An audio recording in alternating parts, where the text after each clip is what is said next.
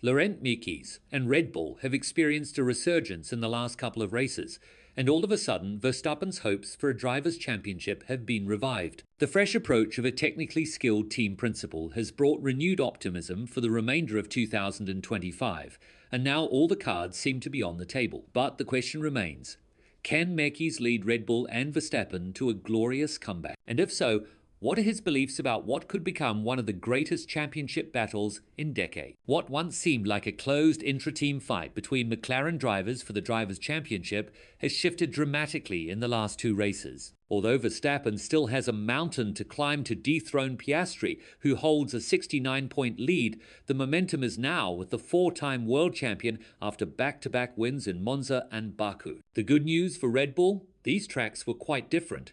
While suiting the RB21 more than expected, the dominance they showed proved one thing: the upgrades are working. A new floor introduced in Monza and a new front wing in Baku gave Verstappen a clear edge. But now, the real test awaits in Singapore. This is a track that hasn't favored Red Bull even in 2023, when they won 22 out of 23 races. Marina Bay was the only event where they missed out on a perfect record. Still, Mekies believes the RB21 can carry its momentum forward, and with Verstappen's current motivation, they're in a strong position to fight for victory. For the first time in a while, Red Bull could be dominant on a high downforce circuit. Speaking on their progress, Mekies said, "We probably feel today that some of the good things we saw in Monza, we also found in Baku. Baku is all slow-speed corners with low downforce, and that combination worked very well for us. It's a completely different equation compared to Monza, and that's the good news. It's quite easy to understand our car was competitive at two very different tracks. However, translating that to Singapore won't be simple." Mekies admitted McLaren's pace is hard to judge, noting Norris was stuck in dirty air for the entirety of the Baku GP. He also compared Singapore to Budapest, where Red Bull struggled in high downforce conditions. "In Singapore, you keep the slow-speed corners but go maximum downforce. We struggled a lot in Budapest, and this track is even hotter. We know how sensitive we are to this, but not only us, the whole field." Still, the difference now is leadership. When you have a technically knowledgeable leader who listens to his drivers, you end up with a team capable of winning races. And of course, we can't ignore the Verstappen factor. Fresh from his Nürburgring 24 hours victory, the Dutchman has shifted all his focus to Singapore. The goal is clear, step by step. 6 points more than Lando, 10 points more than Piastri, anything more is a bonus. As Toto Wolff once said, one more DNF for Piastri and the entire championship changes. While that may be far-fetched, the intra-team battle at McLaren could play directly into Red Bull's hands. Verstappen himself has taken a cautious but motivated approach. Singapore depends on many things. If the car is bad to drive, it's hard to even keep it straight.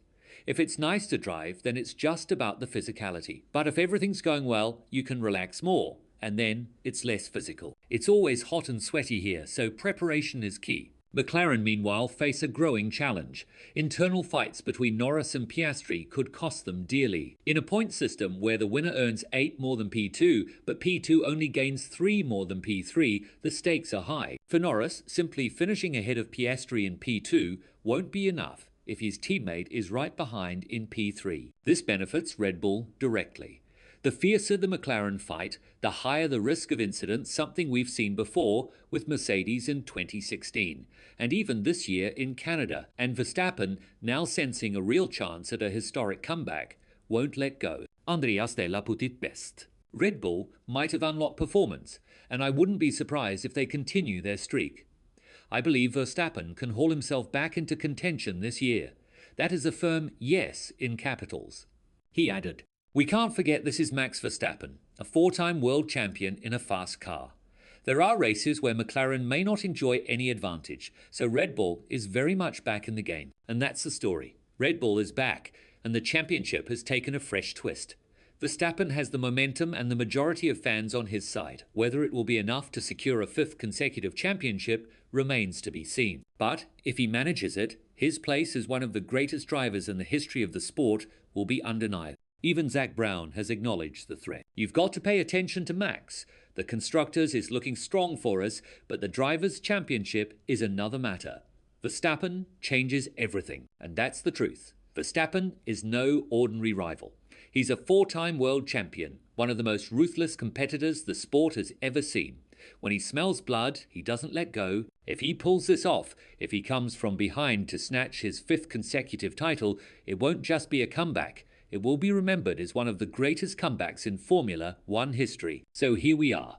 McLaren with two young lions fighting each other, Red Bull reborn under Mekies, and Verstappen once again chasing glory. The 2025 championship is far from over. In fact, it may only just be beginning. But what do you think? Will Verstappen complete this comeback and stun McLaren?